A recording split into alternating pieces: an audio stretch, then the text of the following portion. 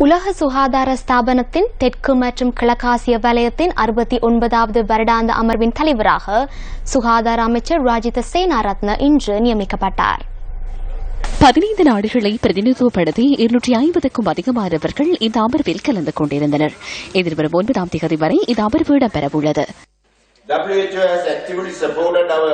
நமது நாட்டு மக்களின் சுகாதார நிலையை மேம்படுத்துவதற்காக உலக சுகாதார ஸ்தாபனம் எமக்கு பாரிய ஒத்துழைப்பு வழங்குகின்றது. பிரஜைகளின் சுகாதார நிலையை மேம்படுத்துவதற்காக கடந்த சில தசாப்தங்களாக நமது நாட்டில் பாரிய நடவடிக்கைகள் முன்னெடுக்கப்பட்டன. இலவச மருத்துவ சேவையூடாக இந்த நிலைமை தொடர்ந்து பேடுவதற்கு உலக சுகாதார ஸ்தாபனத்தின் ஒத்துழைப்பையும் தொழில்நுட்ப ரீதியிலான பாரிய ஒத்துழைப்பினையும் எதிர்பார்த்துள்ளோம். வலயத்தின் ஏனைய நாடுகளை காட்டிலும் சுகாதார மற்றும் போசாக்கு மட்டத்தில் இலங்கை உயர்மட்டத்தில் உள்ளது.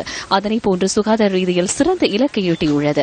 உலகின் சுகாதாரம் தொடர்பில் எழுதப்பட்ட எந்த ஒரு புத்தகத்திலும் இலங்கை போன்ற ஒரு உதாரணத்தை கண்டுபிடிக்க முடியாது என நான் எண்ணுகிறேன்.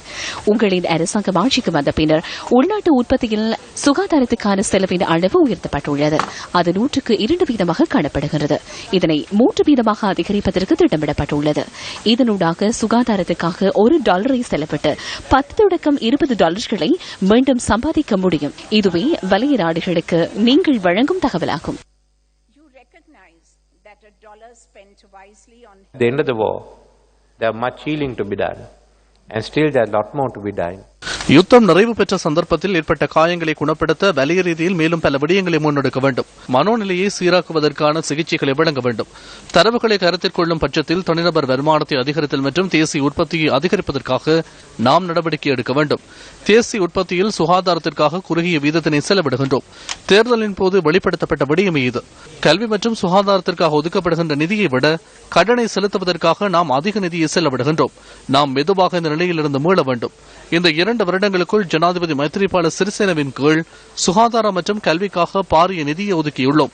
குறுகிய காலத்திற்குள் 2020ஆம் ஆண்டளவில் எமது கடன் மட்டத்தை 50 தொடக்கம் 53% குறைப்பதற்கு எண்ணியுள்ளோம். உலக சுகாதார ஸ்தாபனத்தின் தெற்கு மற்றும் கிழக்காசிய வலயத்தின் 69வது வருடாந்த அமர்வின் ஆரம்ப நிகழ்வை முன்னிட்டு ஊடகவியலாளர் சந்திப்பு ஒன்றும் இடம்பெற்றது.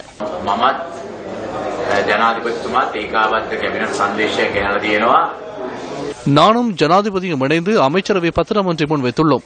புகையிலைக்கான 72% வரியை 90% அதிகரிக்கவும், பானங்களுக்கு 15% வெட் வரியை அறவிடவும் தீர்மானித்துள்ளோம். பிரித்தானியாவும் இந்த கொள்கையை நடைமுறைப்படுத்தியுள்ளது. நாமும் இதனை நடைமுறைப்படுத்துவதாக கூறினேன். இந்த வருடத்தின் 2ஆம் கட்டமாக வரி அறவிடும் நடவடிக்கையை ஆரம்பிக்க உள்ளோம். அங்கீகரிக்கப்பட்ட அளவை விட கூடுதலான சீனி, உப்பு, கொழுப்பு அடங்கிய உணவுகளுக்கு வரி அறவிட தீர்மானித்துள்ளோம்.